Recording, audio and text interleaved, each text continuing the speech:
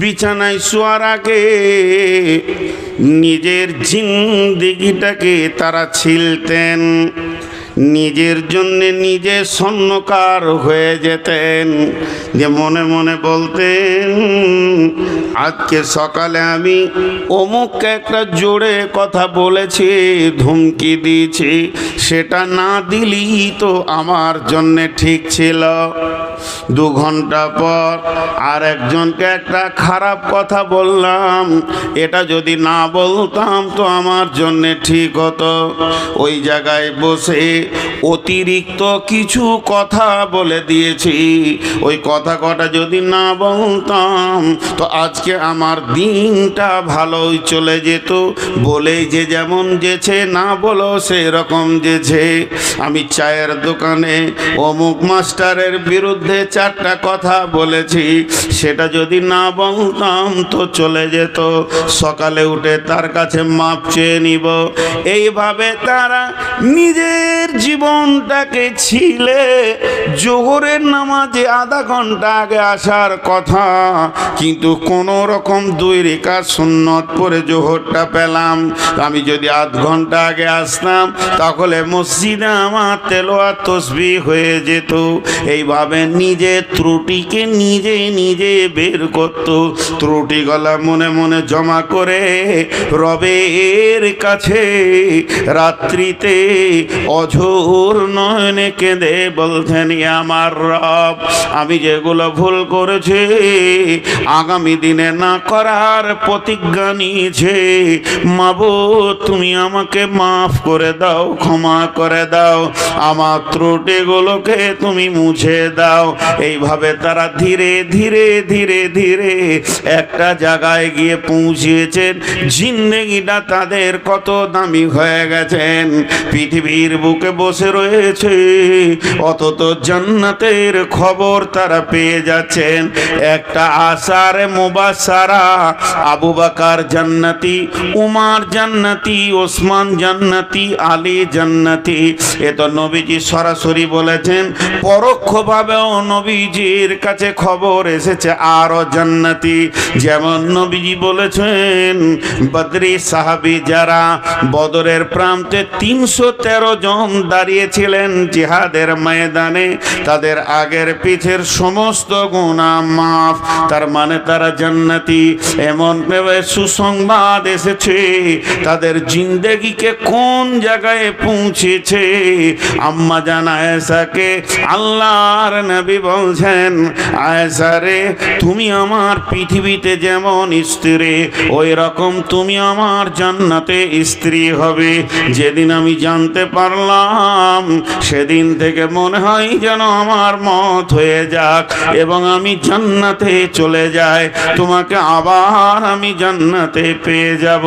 আয়েশা বুঝতে পারলেন আমি জান্নাতি।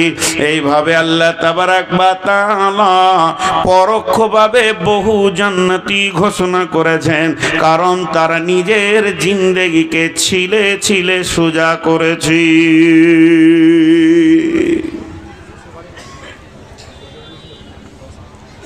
ছোট্ট একটি কথা আপনাদের সামনে এবার বলি।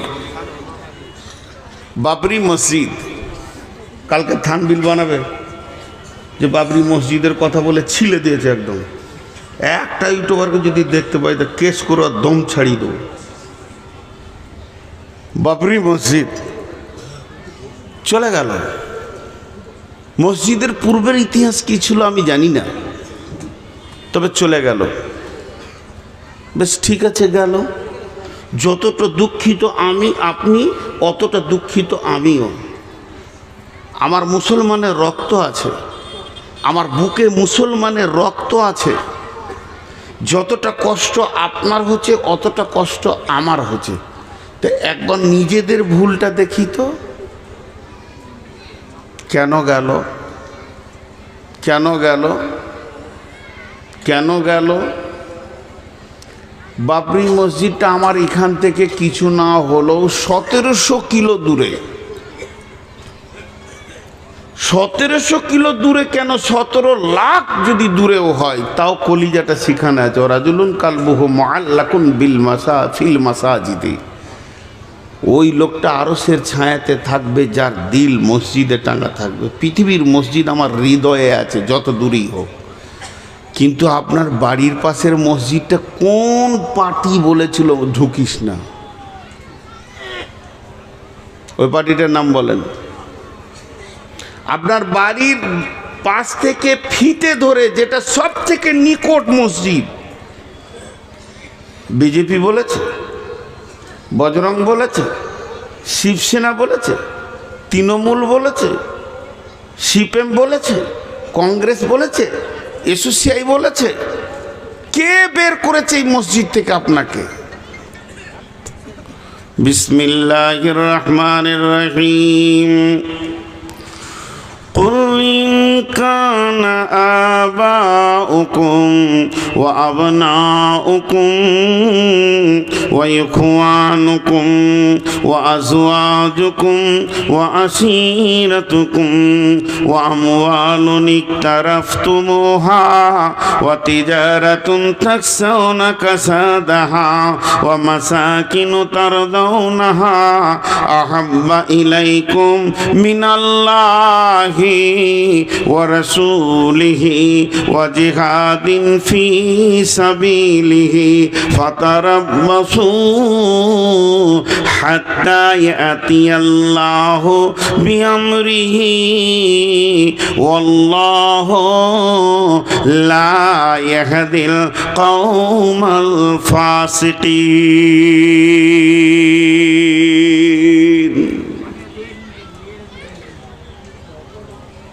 বলেন,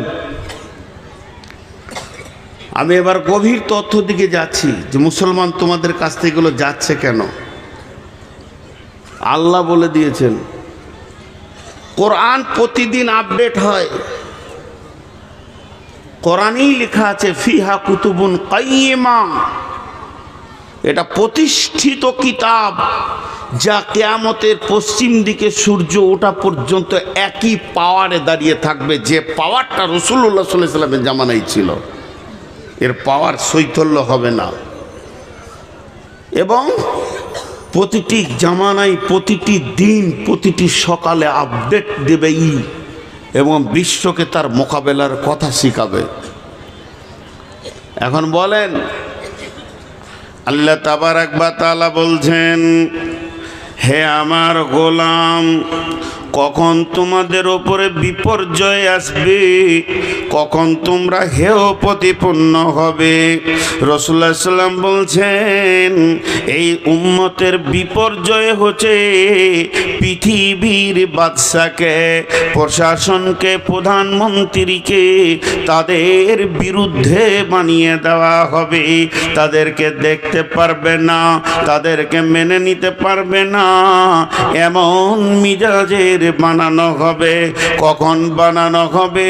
আল্লাহ তাবারাক ওয়া তাআলার রাসূল বলছেন, ওয়া ইয়াকা ওয়াল মাসিয়া ফা ইন্না বিল মাসিয়াতি হাল্লুন সাখাতুল্লাহ, ওয়া ইয়াকা ওয়াল মাসিয়া ফা ইন্না বিল মাসিয়াতি হাল্লুন সাখাতুল্লাহ।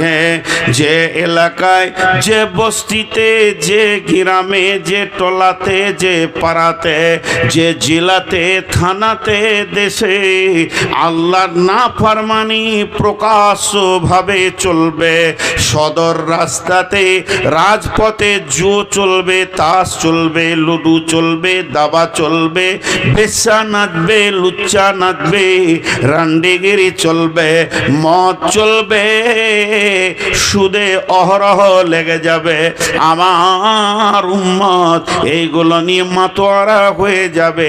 তখনই আল্লাহর মদদ তাদের কাছ থেকে চলে যাবে। আল্লাহর সাহায্যের হাতটা আল্লাহ গুটিয়ে নেবেন।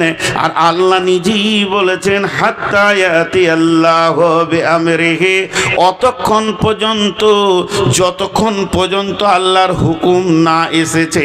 ওয়াল্লাহু লা ইয়াহদিল কওমাল ফাসিকিন, আল্লাহ এই ফাসিক বেঈমানদেরকে হেদায়েতের রাস্তা দেন না।